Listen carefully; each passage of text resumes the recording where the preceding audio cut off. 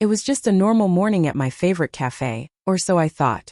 I had my usual order, the corner table where I liked to sit, and a plan that seemed simple enough.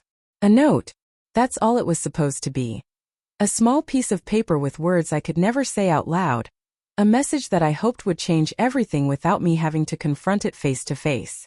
But what happened after I left that note? No one could have predicted. I had been struggling for months with feelings I couldn't ignore. Marcus, the man I had trusted and loved for years, had slowly started slipping away, though I couldn't pinpoint when. Our conversations had grown shorter, our silences longer, and there was a subtle coldness in his eyes that I hadn't seen before. I tried to ignore it, to chalk it up to stress, work, life, but deep down I knew something was wrong. Something significant. That morning, as I scribbled the note, I tried to put all my feelings into words. I didn't want to accuse or demand or beg. I just wanted him to understand, to see me, and maybe to realize what he was about to lose.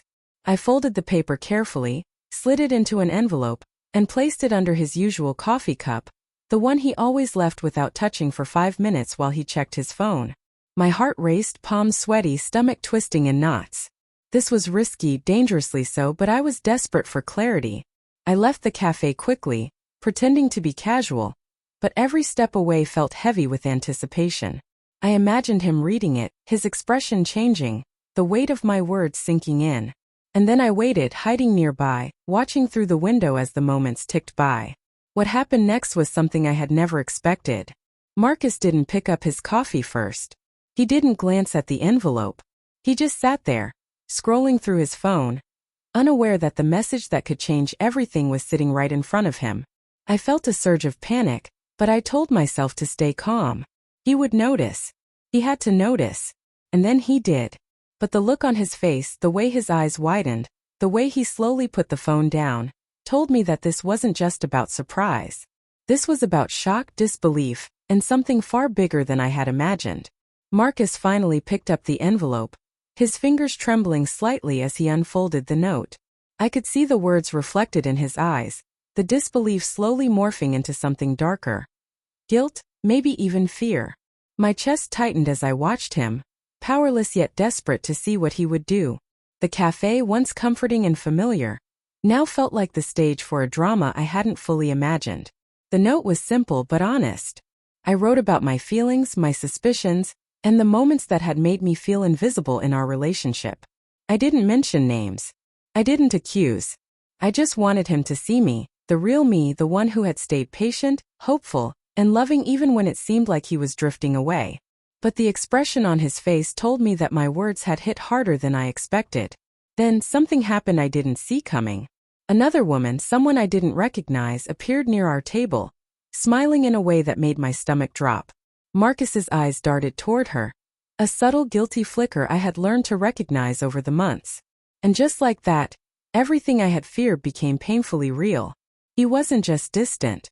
He had been lying, hiding, and he had been with her. I felt a mix of emotions crash over me.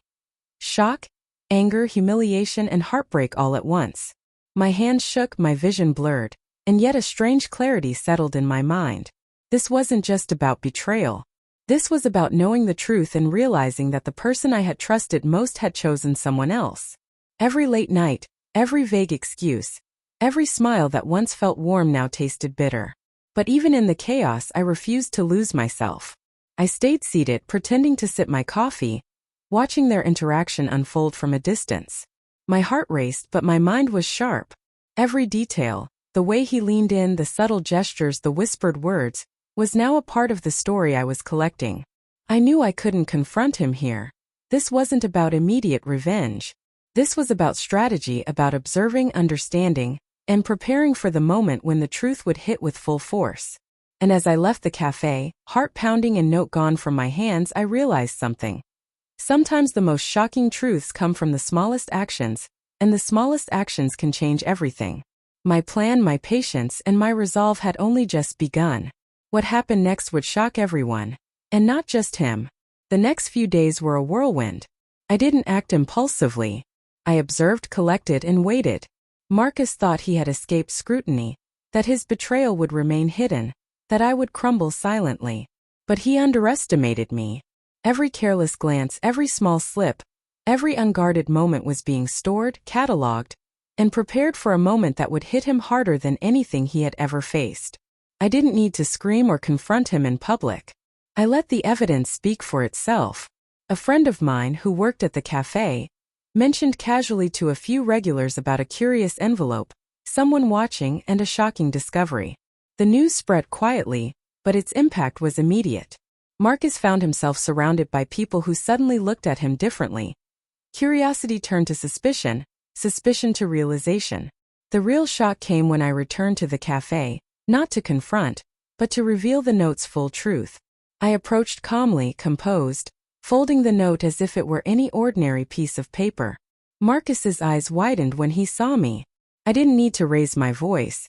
I simply let him read the rewritten version of my message, one that included every hidden detail, every observation, every truth he had tried to bury. The shock on his face was visceral, immediate, undeniable. The woman who had lingered in our lives as a secret smile, a quiet temptation, vanished quickly when she realized the depth of my awareness. It wasn't anger that I felt, it was clarity. Power reclaimed. The betrayal that had once shattered my world became the very instrument of justice. Marcus couldn't hide. He couldn't explain.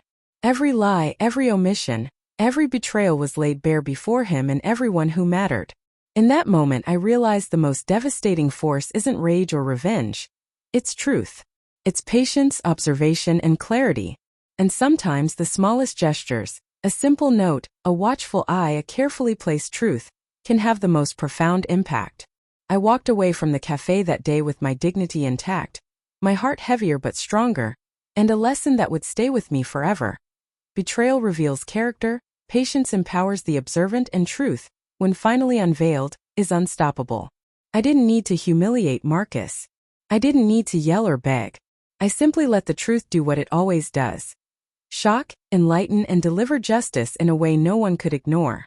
And in the end, that was enough, for him, for me, and for everyone who witnessed what had unfolded.